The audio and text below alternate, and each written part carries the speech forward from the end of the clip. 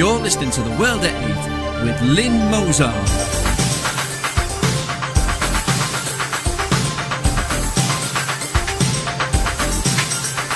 The World at 8, the number one in nationalist news. Highlights of the news today, Friday 5th of September 2014.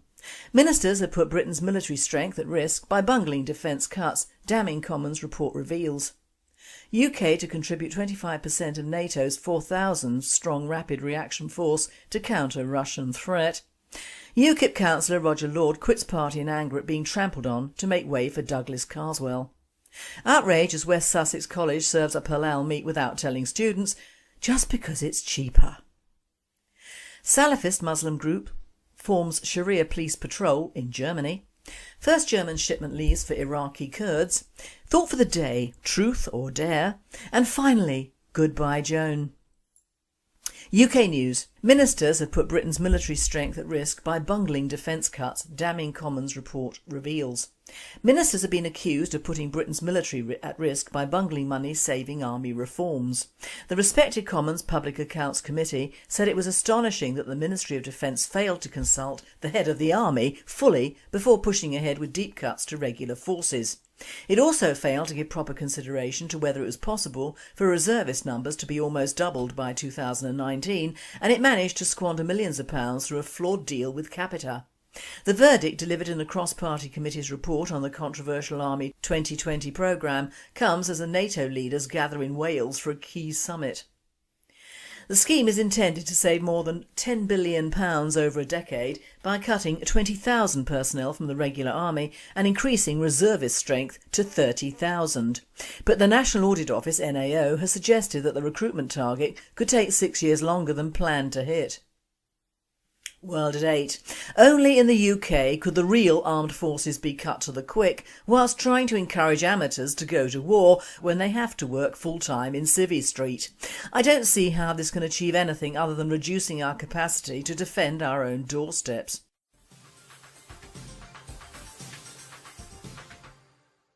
UK contribute 25% of NATO's 4,000 strong rapid reaction force to counter Russian threat. The UK is to contribute a quarter of the troops in a new 4,000 strong NATO rapid reaction force for initial deployment in the Baltics, easing anxiety amongst member states near Russia's border that the Kremlin could repeat its aggression in Ukraine elsewhere in the region. The announcement will come against the backdrop of peace talks involving Russia and Ukraine in Minsk, the Belarusian capital, aimed at achieving a ceasefire to bring an end to the months of fighting between Ukrainian forces and pro-Russia separatists. We must be able to act more swiftly, the British Prime Minister David Cameron told NATO leaders at the beginning of a two-day summit in South Wales.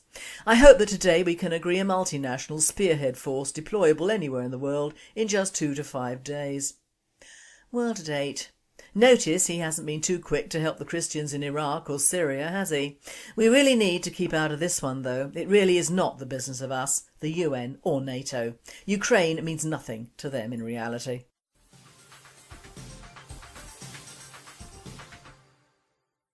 UKIP councillor Roger Lord quits party in anger at being trampled on to make way for Douglas Carswell. Mr Lord wanted to be the UKIP candidate for the upcoming Clacton by-election but was sidelined for Douglas Carswell, a Tory defector. He has now quit the party, complaining that he has been sidelined and trampled on after being effectively relegated in his bid for the Clacton by-election to make way for a Tory defector. Mr Lord, who previously expressed annoyance that he had already formed a campaign team and will continue in on his bid, has now also stepped down from his role as county councillor for Brightlingsea.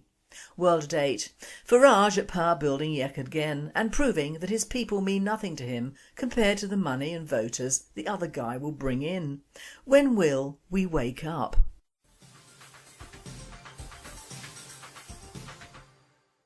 Outrage as West Sussex College serves up halal meat without telling students, just because it's cheaper. Outrage has erupted at a popular college after it emerged halal meat is being regularly served to students without them knowing it because it's cheaper. Since the summer, Chichester College in West Sussex has been dishing up halal chicken and lamb to unsuspecting diners at their main refectory. The move came after a sudden rise in the number of Middle Eastern students at the college, which has been rated outstanding by Ofsted and takes pupils between 16 and 19. The college said there has never been any intention to avoid telling customers. World date, no intention not to tell, this is splitting one's infinitives in it. No intention not to tell means every intention not to inform. Why should we continue to take Middle Eastern students anyway? Are the colleges that hard up?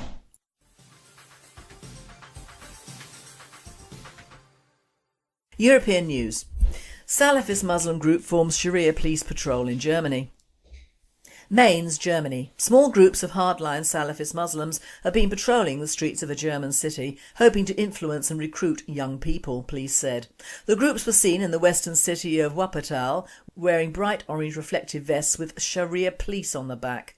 This was seen as a violation against Germany's public assembly law and charges were filed, police spokesman André Schwanecki told NBC News. Officials say they have increased the police presence in the city. World date, and what were the police doing at the time? Water hoses and dogs are the answer. Surely they can manage that even after the last war.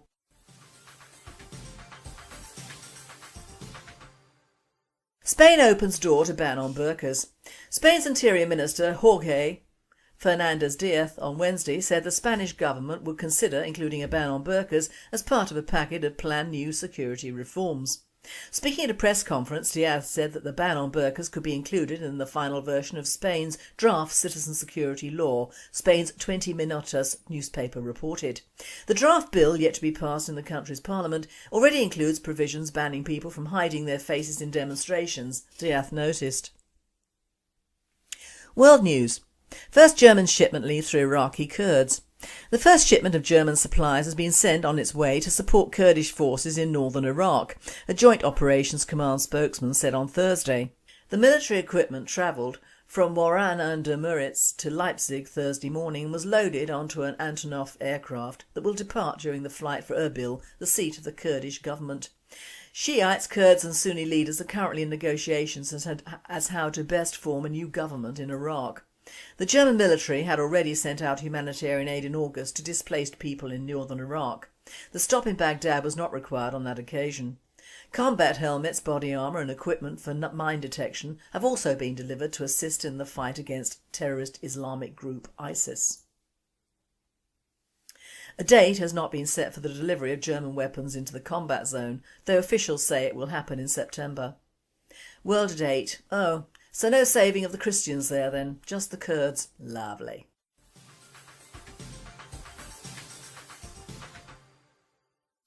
Thought for the day, truth or dare?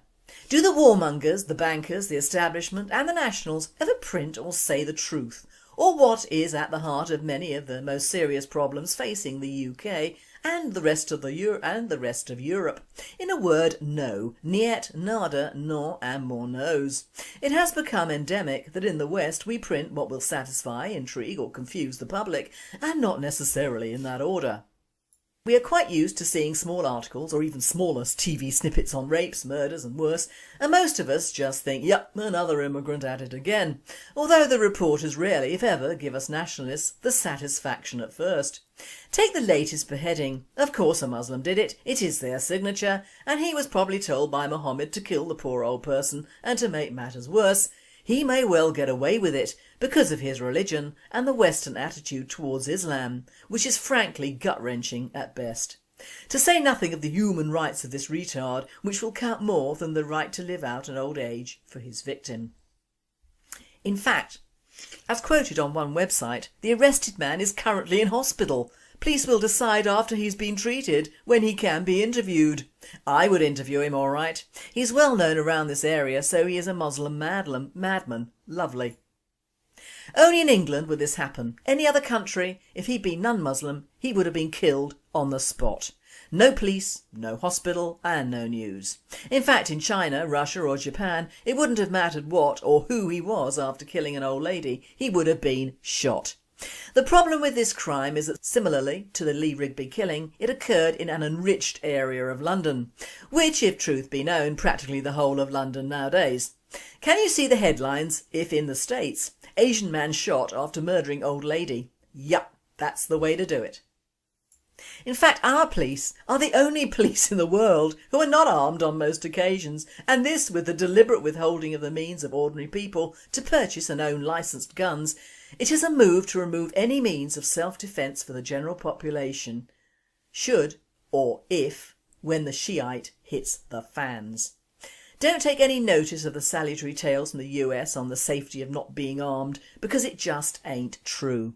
What is true is don't bring a knife to a gunfight, and as the old tried and true method of the police or even our own army protecting us outside the cities, don't even go there, as it simply won't happen. I would love to live in a world where people were peace-loving, kind and considerate, but no such world exists with the human animal. And because it doesn't and couldn't exist, why should ordinary people be denied the only way to keep alive should such circumstances arise? Even in the days before guns, ordinary people had swords, hatchets, knives, spears and farming implements, all good for a poke in the guts. No longer. We are supposed to act as if we do not have enemies within our midst and to welcome strangers unreservedly. And I think you know me well enough by now to know exactly what I think of that one. Back to the media misinformation gaffes. You'll be pleased to know that the one British Ebola patient has been cured, so now it's fine to allow all the sodding black Africans running riot in Calais over here because we've cured one of our own. Of course, when you look into the actual cost of curing this young man, you'd be horrified. It has cost thousands of pounds to the NHS in staff and flight costs alone, even allowing for the very prohibitively expensive medicines he was given. Rest assured we, in the general public, well, the white ones that is, would not benefit at all if Ebola, or rather when Ebola comes over. Why? Because we would fail on age, smoking, weight and ethnicity, plus the postcode lottery. Of course, any African exhibiting symptoms will be rushed to an NHS hospital immediately and cured. So if you don't have to behead anyone to qualify, just be black, Muslim or mad, or preferentially all three. Misinformation also cuts out or blacks out certain news items which it is deemed are not good for the public to know, as it would fan the flames of racial or religious hatred. Well, on that one, if one could fan the flames of any hatred towards Islam, that would be a good thing. You see, I'm looking now at the picture of a young and beautiful Syrian Christian girl smiling into the camera, and then looking at the picture of her lying raped, beaten, mutilated and dead on her bed. This is a picture the world will not see unless spread on the World Wide Web. To show why these 20-odd ISIS extremists did this to one young girl, a large wooden crucifix has been wedged through her mouth and down her throat, pinning her to the bed. As the shot is from the upper torso only, one can only imagine if something similar has been done lower down. This is the picture that Obama and Cameron and the EU should see as they funded these bastards in the first place under the well-known idiocy of democracy for the Islamic world. Are you confused by what is going on in the Middle East? Well, let me explain. We support the Iraqi government in the fight against ISIS. We don't like ISIS, but ISIS is supported by Saudi Arabia, who we do like. We don't like Assad in Syria. We support the fight against him, but ISIS is also fighting against him. We don't like Iran, but Iran supports the Iraqi government in its fight against ISIS. So here we go. Some of our friends support our enemies, some enemies are now our friends, and some of our enemies are fighting against our other enemies who we don't want to lose, but we don't want our enemies who are fighting our enemies to win. The big risk is that if the people we want to defeat are defeated, they could be replaced by people we like even less. And all this was started by us invading a country to drive out terrorists who were not actually there until we went in to drive them out. It's quite simple really. You do understand now, don't you? So do you? Because I don't. I am totally banjaxed by it all. To me, a murdering Muslim is just that, not to be hospitalised, cared for or even taken to trial. Winch and Hawser and Crane would be the just and fair punishment of on-the-spot judgment. Muslims do it and never face any form of retribution for it, even when they take our free education, money and housing and then decide they want to be true Muslims and fight a jihad for a country they've never lived in, or if they did, it wasn't good enough for them in the first place. Am I getting this right now? I watched a portion of Cowboy Builders this week and almost heaved. They were chasing some Muslim retard in Oldham, the new Mecca, who had luckily just struck to his own kind in fiddling them out of money. Two things shocked me. One, the fact that it was all northerners who got together and gave their services free to put in order at great expense to the programme the would-be huge extension of some ruddy Asian woman who had a shop in one of the enclaves in the vast amount of terrace houses known as Mecca 2. All these house owners were female and Bangladeshi and all had thousands of pounds cash which they'd paid this builder for really ghastly work. So who steps up? The northerners, who are supposed to resent these people and actually rebuild. Have they lost it, or have I? Am I in England or bloody Bangladesh? All these houses had huge extensions for their huge families, and when one family of the woman whose shop cum house had been left open to the weather was finished and our idiots had to provide a playroom for the awful looking two boys. And when they opened the door to one room and it was wall to wall family, and this was just one woman. So we've proved to the world that despite all the tales of Muslim sex gangs, drug peddling, selling alcohol to minors as well as cigarettes, running dicey taxis and cars, operating foul eating houses and takeaways, buying up rows of terraced houses or semis and building huge edifices behind them so that the council cannot check or doesn't bother, opening mosques or Islamic centres in the centre of each area of towns and villages and trying to get Sharia law imposed, us Brits up north are only too happy to help, fund and encourage these bastards to get on with it. Every time you see a Dagenham dustbin trailing along with around 6 kids, every time you see a taxi driver, shopkeeper or petrol attendant, think of the picture of the young Christian Syrian and don't think it cannot happen here. Media makes or breaks, truth or dare every time, and it isn't until you find the truth you will know what to do about it.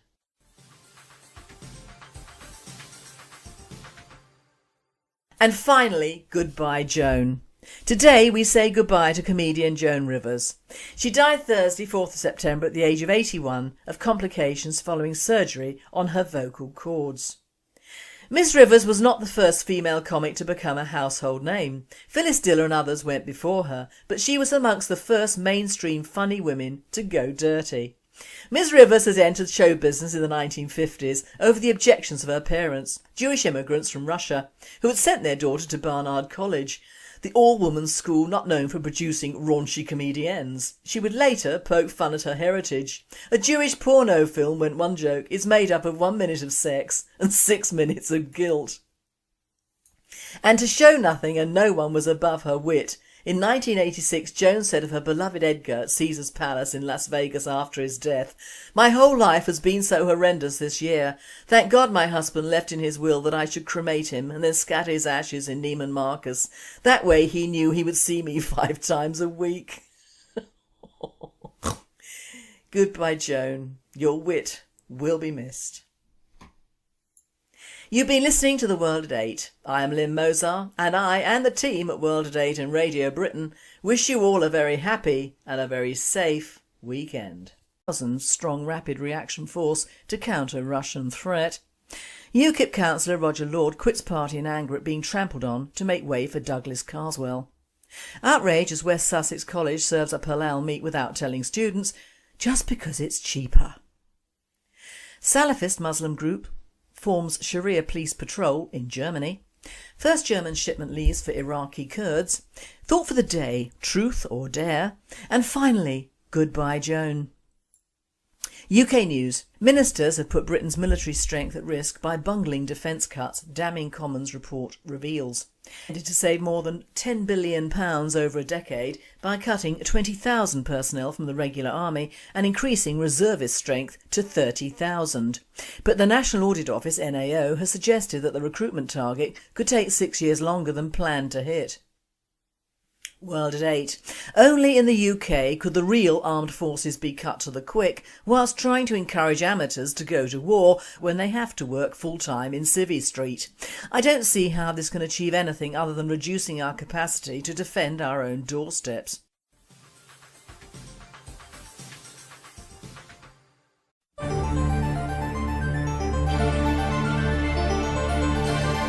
You're listening to The World at 8 with Lynn Mozart.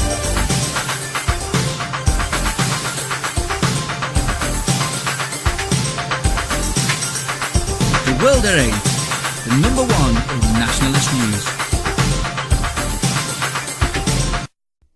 Highlights of the news today, Friday 5th September 2014. Ministers have put Britain's military strength at risk by bungling defence cuts, damning Commons report reveals. UK to contribute 25% of NATO's 4,000. Ministers have been accused of putting Britain's military at risk by bungling money saving army reforms. The respected Commons Public Accounts Committee said it was astonishing that the Ministry of Defence failed to consult the head of the army fully before pushing ahead with deep cuts to regular forces. It also failed to give proper consideration to whether it was possible for reservist numbers to be almost doubled by 2019, and it managed to squander millions of pounds through a flawed deal with Capita. The verdict, delivered in the cross-party committee's report on the controversial Army 2020 programme, comes as the NATO leaders gather in Wales for a key summit.